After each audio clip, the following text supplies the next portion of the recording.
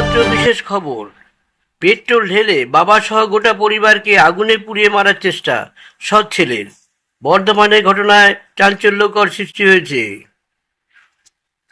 খণ্ডঘোষ থানার পুলিশ বুধবার অভিযুক্ত বাবুল মিস্ত্রিকে গ্রেপ্তার করেছে।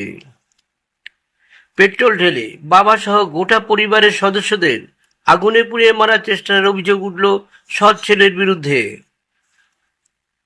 মঙ্গলবার গভীর রাতের এই ঘটনায় কৃষ্ণপদ মিস্ত্রি 50, তার ছেলে বাদল মিস্ত্রি 13 ও মেয়ে সুমিত্রা মিস্ত্রি 10 গুরুতর আহত হয়েছেন। এদিকে কৃষ্ণপদের স্ত্রী সন্ধ্যা মিস্ত্রিকে 42 বছর বয়স বাঁচানো সম্ভব হয়নি।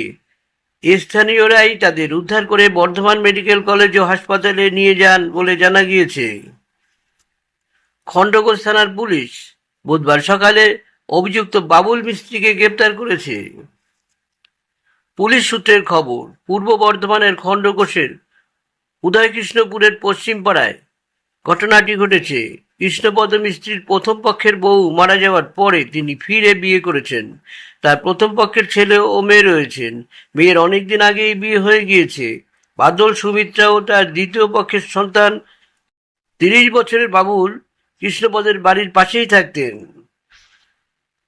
পরিবারের সূত্রের খবর, সম্পত্তি নিয়ে কৃষ্ণপদের সঙ্গে তার ছেলে বাবুলের বহুদিন ধরেই বিবাদ চলছিল। এদিন গভীর রাতে কৃষ্ণপদ ও তার স্ত্রী ও ছেলে মেয়েদের নিয়ে ঘরে ঘুমোচ্ছিলেন। অভিযোগ, রাত 3টে নাগাদ বাবুল কৃষ্ণপদের বাড়ির গেটে প্রথমে বাইরে থেকে তালা লাগান। এরপরের বাড়িতে পেট্রোল ঢেলে আগুন ধরিয়ে পালিয়ে যায়।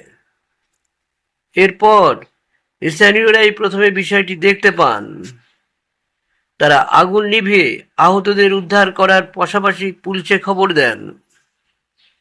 সূত্রের খবর, বুধবার সকালে পুলিশ বাবুলকে গ্রেপ্তার করার পাশাপাশি তাকে বর্ধমান মেডিকেল কলেজ হাসপাতালে চিকিৎসার জন্য ভর্তি করিয়েছে। এদিকে কৃষ্ণপদের আশঙ্কাজনক পারিবারিক অশান্তির কারণেই প্রথম পক্ষের ছেলে বাবুল মিস্ত্রি এই কাজ করেছেন বলে অভিযোগ স্থানীয়দের।